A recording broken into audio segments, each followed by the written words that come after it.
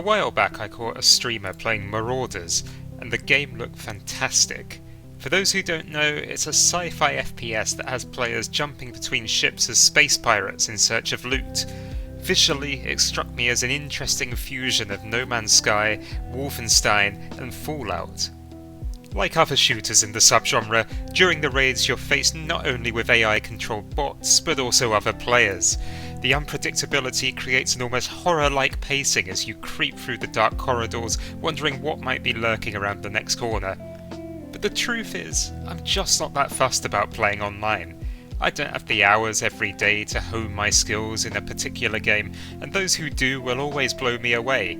But Marauders looked like fun, so I went searching on Steam to find out whether I could play it offline if I just wanted to chill out. There was no mention of offline play in the store page, and every forum post I found on the topic suggested that it's simply not possible. This was disappointing in the context of this game, but felt all the more alienating against the backdrop of wider changes in the games industry.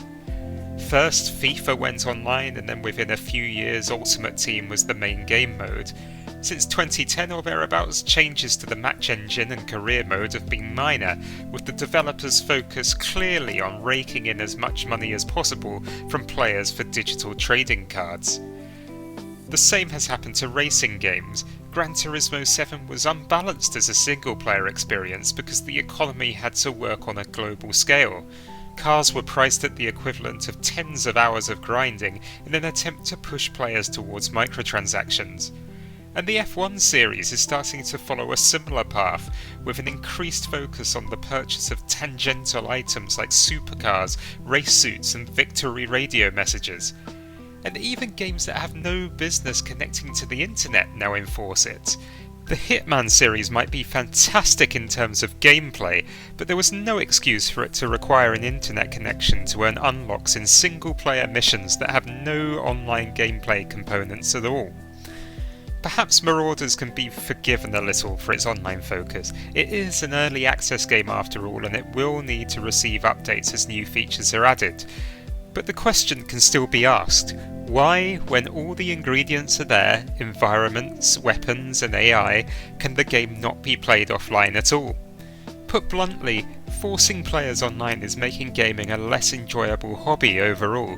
At best it's inconvenient, and at worst a series like FIFA or Gran Turismo goes from being an enjoyable, high-quality offline game to a product where the gameplay sometimes feels secondary to the publisher's desire to extract additional money from you over and above the box price. The other significant drawback to online-only games is that they become inaccessible once the developer deems that they're no longer profitable to run.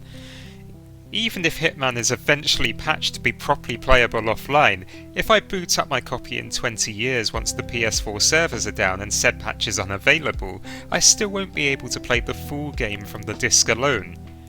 By comparison, look at favourites from previous generations.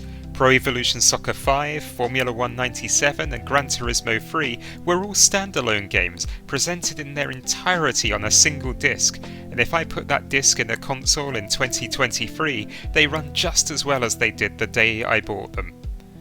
While the downloadable bug fixes introduced during the Xbox 360 generation were a useful new tool, the modern trend towards games that don't run or are severely limited without an internet connection is a step too far. Maybe I'm clinging to the past and the days of complete offline games are numbered, but it's consistently disappointing to see an interesting looking game only to find out that it requires the internet to function and will die the moment the servers are shut off. Our only hope is that gamers wise up and vote with their wallets, but at present that doesn't look very likely.